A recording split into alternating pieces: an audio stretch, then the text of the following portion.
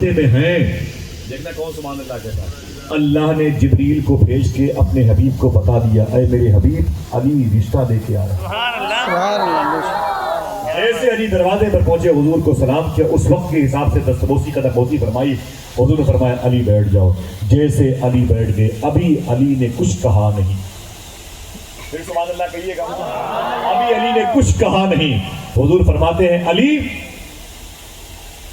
فرمایا جی حضور. میرے آقا فرماتے ہیں علی کیا رشتہ لے کے آئے. علی کیا رشتہ لے کے آئے ہو. تو مولا علی خاموش ہو گئے, مسکرا اٹھے. حضور فرماتے علی شادی کرو گے میری بیٹی فاطمہ کے ساتھ. علی خاموش ہے. فرمایا علی کچھ ہے مہر کے پیسے وغیرہ ہیں. تو کہتے حضور میں غریب آدمی, میرے پاس کچھ نہیں. جس سے حضور اپنی بیٹی کی شادی کرتے ہیں اس کے پاس کچھ بھی نہیں. کچھ بھی نہیں ہے. کہا ایک گھوڑا ہے. اور کچھ نہیں ہے. کہا ایک لوہے کی بنیائن ہے, زرہ. لوہے کی بنیائن زرہ جو جنگ میں سینے اور پیٹھ کی سیفٹی کے لیے پہنی جاتی ہے. سمجھ گئے آپ؟ مشکل لفظ سمجھ گئے. اسے زرہ بولتے ہیں. یہ وادی بدر میں مال غنیمت کے طور پر مجھے ملی تھی. میرے پاس یہی ایک موجود ہے.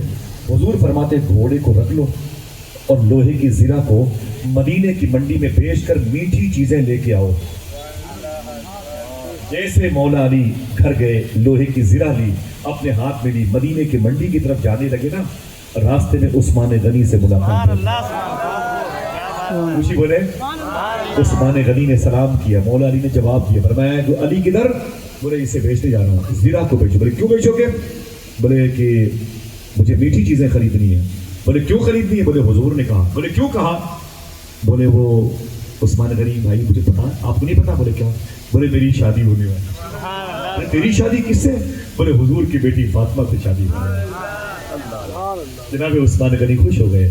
بولے علی مبارک ہو, حضور کی لاڈلی بیٹی کب تو زوج بننے والا ہے, وہ تیری زوجہ بننے والی ہے. مبارک ہو مبارک ہو. اچھا یہ بتا یہ لوہے کی جو زرہ ہے مجھ سے بیچے گا. علی فرماتے خرید لے. خرید لے میرے بھائی خرید لے. اور کتنی قیمت ہے. 50 100 150 200 250 300 350 400 کتنی قیمت لگائے گا. پتہ چلا سودا پٹ گیا 400 میں. ہاتھوں کو اٹھا کے بولو کتنے میں. اونچی بولے. 400 میں سودا پٹ گیا. جب سودا 400 میں پٹ گیا تو عثمان غنی نے پیسے نکال کے علی کو دیے. علی کے ہاتھ سے لوہے کی بنیائن لی اور مولا علی ادھر, عثمان غنی ادھر. جیسے دونوں الگ الگ راستے پہ ہوئے, عثمان غنی نے فرمایا علی ٹھہر جاؤ. جب مولا علی ٹھہر گئے فرمایا پیسے پورے ہیں. کتنے. 400. پیسے پورے. بولے ہاں پیسے پورے ہیں. بولے لوہے کی زرہ. بولے وہ تو میں نے آپ کو دی, آپ کے ہاتھوں میں ہے. دیکھنا کون کون لوگ سبحان اللہ کہتے ہیں. سونے کے وقت اپنی تقدیر کو جگا رہے ہیں آپ. ماشاءاللہ. جناب عثمان غنی نے فرمایا اے علی میرا دل کہہ رہا ہے یہ لوہے کی زرہ گفٹ کے طور پر تجھے واپس کر دوں. محبت سے کہہ دو سبحان اللہ. کیا مطلب حضور کے غلاموں کی سنتیں ہیں. کبھی کسی غریب انسان سے کوئی چیز خرید کے اسے واپس کرنا یہ حضور کے غلاموں کی باتوں اٹھا کے بولے کبھی ایسا کر سکتے ہیں. اونچی بولے. کبھی ایسا کر سکتے ہیں معاشرے کی اصلاح کے لیے. خدا کی قسم میں گوا میں تھا, بہت جاتا ہوں گوا. میرے دوست مجھے ٹیرس پہ لے گئے اور ایک میٹنگ بٹھائی. کچھ سوال و جواب کے معاملات تھے. بولے آصف بھائی آپ لوگ مولوی آدمی ہو. میں نے کہا یار میں تو کچھ نہیں. بولے آپ دین کی باتیں کرتے ہو, مجھے دین آتا ہی نہیں ہے. وضو میں کتنے فرائض ہیں, غسل میں کتنے, مجھے پتہ ہی نہیں میں دین کیا پھیلاؤں. تو میں نے کہا نہیں دین آسان ہے, آپ بھی کام کر سکتے ہیں دین کا. بولے کیسے کر سکتے ہیں. میں نے کہا بازار جاتے ہو. بولے ہاں. میں نے کہا بازار جاتے ہو تو کچھ چیزیں خریدتے ہو. بولے ہاں لوکی ہے, یہ پرور ہے, یہ آلو ہے, یہ ٹماٹر ہے, بیگن ہے, یا فروٹس ہے, یہ کالی مرچ ہے, چینی ہے, خریدتا ہوں. تو میں نے کہا کل بازار جانا, جب چینی بیچنے والا تمہارے ترازو کو اٹھائے تو تم مجھ سے کہنا کہ 2 کلو چینی کتنے کی ہے. بولے گا 80 روپے کی ہے مثال کے طور پر. تو اس سے کہنا کہ مجھے چینی دے دو. وہ تولنے کے لیے اٹھائے گا ترازو نا, تو 2-4 گرام چینی زیادہ تمہارے جھکے ہوئے ترازو کی طرف ڈال دے گا. تو اس میں بتائے گا اسکرین پر 2 کلو 6 گرام 2 کلو 5 گرام. تم چینی بیچنے والے سے کہنا بھائی میں نے 2 کلو کے پیسے دیے ہیں, 5 گرام زیادہ کیوں دے رہے ہیں, اسے نکال لو. تو وہ کہے گا کیوں, میں تو ایسا تولتا ہوں تو لوگ کہتے ہیں کیا سونا تولتے ہو. آپ پہلے آدمی ہو جو مجھ سے بولتے ہو بھائی 5-10 گرام نکال دو. آپ کہنا کہ کم دو, یہ چلے گا, زیادہ نہیں چلے گا. تو پوچھے گا بھائی کیوں, تو کہنا میرے نبی نے منع. بس اتنی سی بات کہنا, میرے نبی نے موت نہیں آ جائے گی 5-10 گرام میں. میرے نبی نے منع فرمایا. میں نے کہا اتنا کام تو یار آپ بھی کر سکتے ہو, دین کا کام تو آپ بھی کر سکتے ہو. بات ختم ہو گئی. ان کا نام تھا فضیل. وہ دوپہر میں مجھے دعوت دی, مجھے ایئرپورٹ لے کے آنے والے تھے.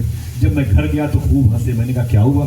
تو بولے آصف بھائی خدا کی قسم رات والا جو طریقہ تھا میں نے آج اپنایا. میں نے کہا کیا؟ بولے دکان پہ گیا بنیا کی ایک ہندو بھائی کی عورت بیٹھی ہوئی تھی. میں نے کہا کہ مجھے چینی چاہیے 5 کلو. اس نے تولا تو 10-15 گرام زیادہ تھی. تو میں نے کہا بہن یہ 10-15 گرام نکال لو, مجھے 5 کلو ہی چاہیے, کم چلے گا زیادہ نہیں چلے گا, ایک دانہ بھی چینی کا زیادہ میرے گھر نہیں جائے گا. اس نے کہا کیوں؟ میں نے کہا میرے نبی نے منع فرمایا. اس نے ترازو وہی رکھ دیا, رکھ کر کے اندر گئی, اپنی سہیلی کو بلا کے آئی. پھر اس نے ترازو میں کچھ دانے چینی کے اور ڈالے, وہ پاسنگ ہوا. پھر میں نے کہا دیکھ بہن اس پہ چینی زیادہ آ گئی, اسے نکال دو. میں کم چینی لے کے جاؤں گا, زیادہ چینی لے کے نہیں جاؤں گا, اس لیے کہ میرے نبی نے منع فرمایا ہے. اس عورت نے اپنی سہیلی کو دیکھا تو اس کی سہیلی نے جملہ کہا تھا, اسی کو اصلی مسلمان کہتے ہیں. کہنے کا مطلب آپ اپنے گھر چلے آؤ گے, لیکن نبی کا دین ایک غیر مسلم کے گھر جا سکتا ہے. بغیر جامع ازہر میں پڑھے ہوئے آپ نے تبلیغ کی کہ نہیں؟ مجھے بتاؤ اتنا کام تو کر سکتے ہو. مونگ پھلی کے پیسے دیے نے توڑ کے کھانے لگے. مجھے بتاؤ یہ کس مذہب میں, کہاں لکھا ہوا, کس کتاب میں؟ جامن کے پیسے دیے نے آپ نے کھانے لگے. معلوم ہے روحانیت کے لیے کتنا نقصان دہ پہلو ہے. ابراہیم بن ادم کہتے ہیں یہ معاشرے کی اصلاح ہے. میں کعبے کا طواف کر رہا تھا, اچانک 2 اللہ کے ولی میرے قریب سے گزرے. ایک نے ایک سے کہا یہ بہت بڑا اللہ کا ولی ہے, ابراہیم بن ادم اس کا نام ہے. سمجھے, بہت بڑا اللہ کا ولی تھا. اونچی بولو کیا؟ بہت بڑا اللہ کا ولی. 2 بزرگوں نے آپس میں باتیں کی کعبے کے آنگن میں. بولے یہ ابراہیم بن ادھم ہے, بہت بڑا اللہ کا ولی. اللہ کا ولی. ایک نے کہا تھا سے مراد؟ بولے اب نہیں ہے. بولے تھا اب نہیں ہے. تو اس نے کہا اب نہیں ہے کیا مطلب؟ بولے اس سے بہت بڑا فالٹ ہوا, اس سے بہت بڑی غلطی ہوئی. بولے کیا غلطی ہوئی ہے؟ بولے کل مکے کی بازاروں میں کھجوریں خریدنے کے لیے گیا. کھجور بیچنے والے نے 3 کھجوریں اس کے ترازو میں زیادہ رکھ دی تھی. 3 کھجوریں زیادہ رکھ دی تھی. اس نے ان کھجوروں کو اٹھا کے اپنے گھر لے کے آ گیا.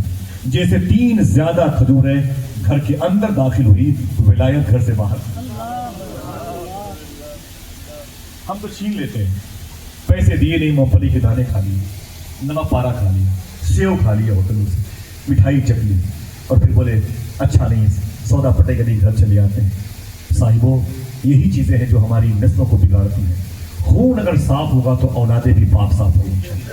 جناب ابراہیم بن ادم کہتے ہیں میں سیدھے گھر گیا, 3 کھجوریں لی اور جا کے کھجور بیچنے والے کے چہرے پر پھینکی. میں نے کہا پکڑ اپنی کھجوریں زیادہ, میرا ایمان خراب کرتا ہے. اور پھینک کر کے پھر کعبے کے آنگن میں آیا, پھر طواف کعبہ میں نے شروع کیا. وہی دونوں بزرگ آپس میں کہنے لگے یار لگ رہا ہے اس نے کھجوریں واپس کر دی, رب نے ولایت واپس کر دی.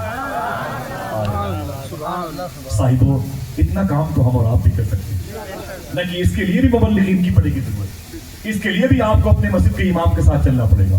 میرے آقا کی اس مبارک شادی کا ایک جھلک دیکھ لیں 2-4 منٹوں میں بس, اور دعا کریں اللہ ہم سب کو بخشے ہوئے لوگوں میں شامل فرمائے, سچ بولنے اور حلال کھانے والوں میں شامل فرمائے انشاءاللہ. کہنے معاشرے کی اصلاح کسی عالم کسی امام کی ذمہ داری نہیں, ہر شخص کی ذمہ داری ہے.